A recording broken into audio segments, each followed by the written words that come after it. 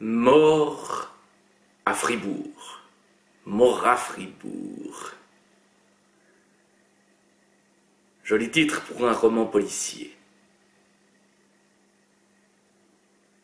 Relisons le premier chapitre. Après quoi couraient-ils tous? Léonce Bourgognon avait fait l'effort de venir, mais ça le dépassait, tous ces gens qui s'infligeaient des souffrances inutiles juste pour se déplacer. Est-ce qu'il faut garder le juste? Tous ces gens qui s'infligeaient des souffrances inutiles pour se déplacer le plus rapidement, vite. Tous ces gens qui s'infligeaient des souffrances inutiles pour se déplacer le plus vite possible d'un point à l'autre. Je change. Vite. Voilà. Après quoi couraient-ils tous? Léonce Bourgognon avait fait l'effort de venir, mais ça le dépassait, tous ces gens qui s'infligeaient des souffrances inutiles pour se déplacer le plus vite possible d'un point à l'autre. Pourquoi ne flânait-il pas en chemin? Il y a de jolis coins entre Morat et Fribourg, mais pour les dénicher, il faut quitter la grande route et prendre le temps de marcher lentement et d'écouter. Il faut quitter la grande route, prendre le temps de marcher lentement, écouter les oiseaux dans les arbres, leurs 1000 chants différents. 1000 chants différents, c'est pas très... Ça sonne pas très oiseau, hein. Leurs 1000 chants différents. 1000 chants différents. C'est différent qui est pas beau. Leurs 1000 chants, je sais pas. 1000 chants, 1000 chants, 1000 chants. Leurs 1000 chansons. À voir. Bon, écoutez les oiseaux dans les arbres, leur infinie symphonie fantastique, ça c'est beaucoup mieux. Les roucoulements de leurs amours lascives qui sont comme des flûtes qu'on marierait avec des hautbois. Ah oui, pas mal. Si on quitte la route, Si on quitte la route à courte pas, après le golfe de Wallenried, derrière la forêt, on arrive à Champ-d'Ossel. Et là, le temps s'arrête. Ça fait un peu cliché quand même, hein, le temps s'arrête. Hein? Wow. Et là, le temps s'arrête. On est loin de tout. Ouais, encore après, loin de tout, loin des yeux, loin du cœur. Patati patata, on sort les violons. Non, bon, on est loin de tout. La vie, soudain, prend de l'épaisseur. Ouais, non, ça c'est... Non, ça, c'est pas bon, ça. C'est la nature, la simple nature qui prend le temps de vivre à son rythme, un rythme lent, sans métronome fluide, presque arrêté. Oui. À voir, tout ça. Mais voilà. Les gens courent, et ils courent comme le furet dans la chanson, le bel exemple, et ils ne sortent de leur clapier que casqués de smart bidule pour s'abrutir la cervelle déjà molle de foulées grotesques et de musique insipide. Léonce, certes, se casquait parfois aussi pour écouter de la musique, mais c'était toujours en restant le plus immobile possible, comme un lézard qui prend le chaud sur un muret. La musique, pas n'importe quelle musique, pas une musique calibrée, pas cette musique calibrée sur la foulée des coureurs, non. Ouais, 7, c'est pas mal, 7.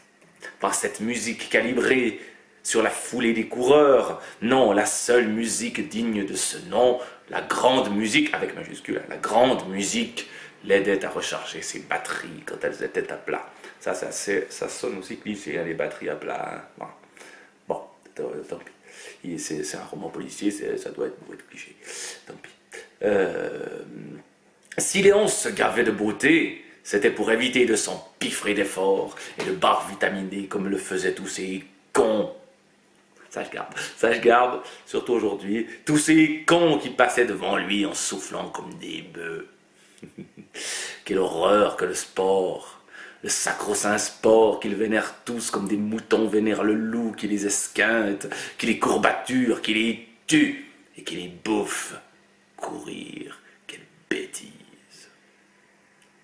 Quelques jours auparavant, debout sur son balcon, les pieds bien alignés sans oser le moindre pas, Léonce s'était repu de splendeur. C'est toujours plus difficile d'écrire les choses belles que de dire du mal des gens, c'est facile. Ça fait beaucoup plus de plaisir d'ailleurs que de dire c'était rompu de splendeur. Plus difficile de dire la beauté. Le soleil se couchait sur les nuages rougeoyants du couchant, tu vois. Le soleil se couchait sur les nuages rougeoyants du couchant. Là, c'est la collection Harlequin. Là, c'est même plus les violons, c'est l'orchestre symphonique. Puis les petites hirondelles qui volent et tout. Hein, c'est pas... Ouais. Bon. La diffusion du couchant. Et la radio diffusait la 3e symphonie de Prokofiev. Au final, Andante mosso, Vénus était née et la lune sortait du bois. Ah oui. Et le loup. Mais eux, là c'est mieux. Les coureurs, ils ne voient ni n'entendent rien de tout cela. Ils se concentrent uniquement sur leur effort, courent les yeux rivés sur leurs chaussures aérodynamiques et calculent le nombre de calories qu'ils brûlent et la cadence. Calculent le nombre de leurs. Calcule le nombre de calories qu'ils brûlent, la cadence nécessaire pour battre je ne sais quel record imbécile et atteindre les objectifs chiffrés que fixent pour eux les assureurs maladie. Les étoiles, une à une, ce soir-là, s'étaient allumées sur le lac enchanté d'Anatoly Liadov en bis. Léon avait senti alors son cœur battre moins fort, presque s'arrêter dans le calme. Le silence fut total. Ça fait kitsch, mais ça fait kitsch. Et eux, ils baissent leur tête vite vers le sol et ils écoutent leur pompe à 160 balais à 150 battements minutes ou plus, ou moins. Léonce n'en savait rien, qu'importe les chiffres de toute façon. Pourquoi s'acharner à défier des chronomètres quand le temps de vivre est si court? À quoi bon courir après la vie de toute façon? On va dans le mur. Et il est là. Et joli mon mur. Si on y va lentement, peut-être que ça fera moins mal quand on se crachera. Non? Bande de crétins sur pattes. Crétins sur pattes, ça peut... Voilà. Mais voilà. Ces lieutenants avaient décidé de participer à ce cirque. Bon, voilà. Ça, c'est le début d'un roman policier. Pour l'instant, il se passe rien. Bon, il y aura un mort à la course et tout. Sauf que ce roman policier... je crois pas que j'y arriverai. Le problème, c'est qu'il faut être logique. C'est qu'il ne faut pas commencer à délirer trop. Et puis, quand on ne délire plus, à quoi bon écrire? Ou alors il faudrait faire un roman policier fantastique, avec des fantômes, des sorcières, des personnages du passé qui reviennent. Ça, je le fais un peu... Allez, chapitre 4. Est-ce la vérité? Est-ce une légende? Je sais que vous vous posez la question, mes chers. Je sais que tu te la poses, ma chère. Pensez-y en courant. Demandez-vous quelle est la part de réalité dans tout cela et quelle est la part de fantasme. Tu cours, ma chère? Peut-être pas, mais tu fantasmes, ça j'en suis sûr. L'histoire, c'est aux 3/4 des fantasmes. Quant au reste, ce sont des indices. Rien que des indices. Ne croyez jamais un historien sur parole. Ne me croyez pas moi-même sur parole, mes chers. Le coureur mort, c'est le décalque de marathon. Rien de plus. Ça fait 2000 ans qu'on raconte la même histoire. Et moi, je vais raconter encore une fois la même histoire.